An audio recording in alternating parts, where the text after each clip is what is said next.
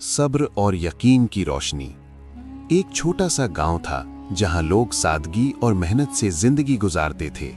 इसी गांव में अहमद नाम का एक गरीब मगर नेक दिल इंसान रहता था।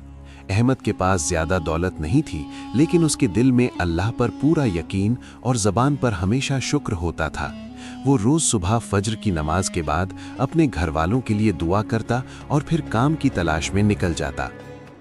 अहमद के घर में उसकी बीवी आयशा और 2 छोटे बच्चे रहते थे। कभी कभी घर में खाने के लिए कुछ ज्यादा नहीं होता, लेकिन आयशा हमेशा सब्र करती और कहती, अल्लाह सब देख रहा है, वो हमें कभी तन्हा नहीं छोड़ेगा। अहमद भी उसकी बात सुनकर हिम्मत पकड़ लेता। एक दिन गांव में सख्त कहत पड़ गया। खेत सूख गए, काम मिलना मुश्किल हो गया और लोग परेशानी में मुब्तला हो गए। अहमद रोज सुबह निकलता, लेकिन शाम को खाली हाथ वापस आता। बच्चों की भूख देखकर उसका दिल भर आता, मगर वो उनके सामने अपनी मजबूरी जाहिर नहीं करता। रात को जब सब सो जाते, अहमद सजदे में गिरकर अल्लाह से रो रो कर दुआ करता।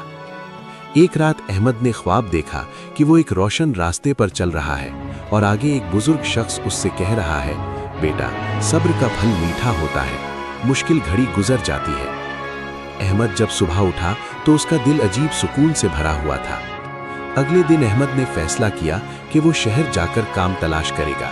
गांव से शहर का सफर लंबा था, लेकिन उसके दिल में उम्मीद थी। रास्ते में उसे एक बुजुर्ग आदमी मिला जो बोझ उठाए चल रहा था। अहमद ने बिना सोचे समझे उसकी मदद की और उसका बोझ उठा लिया। बुजुर्ग ने दुआ दी और कहा, अल्लाह तुम्हें इस नेकी का अज्र जरूर देगा। शहर पहुंचकर अहमद को कई जगह नाकामी हुई, लेकिन उसने हिम्मत नहीं हारी। आखिर एक ताजिर ने उसकी ईमानदारी और मेहनत देखकर उसे काम पर रख लिया।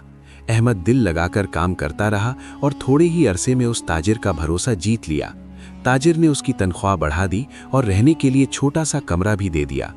कुछ महीने बाद अहमद अपनी बीवी और बच्चों को शहर बुला लेता है। उनकी जिंदगी धीरे धीरे बेहतर होने लगती है। अहमद हर कामयाबी पर अल्लाह का शुक्र अदा करता और अपनी पहली मुश्किल घड़ी को याद करता। वो गांव के लोगों की भी मदद करता जो शहर का रुख करते। एक दिन अहमद को खबर मिली कि उसके गांव में कहत खत्म हो गया है, लोग खुशहाली की तरफ लौट रहे हैं। अहमद ने सोचा कि अल्लाह ने उसकी ज़िंदगी में जो तब्दीली पैदा की वो सिर्फ सब्र, दुआ और यकीन की वजह से थी। इस कहानी से हमें ये सबक मिलता है कि मुश्किल वक्त में भी अल्लाह पर यकीन और सब्र का दामन नहीं छोड़ना चाहिए। जो शख्स अल्लाह पर भरोसा करता है, अल्लाह उसके लिए रास्ते खोल देता है। सब्र और ईमान से ज़िंदगी की अंधेरी रात भी रोशन सुबह में बदल सकती है।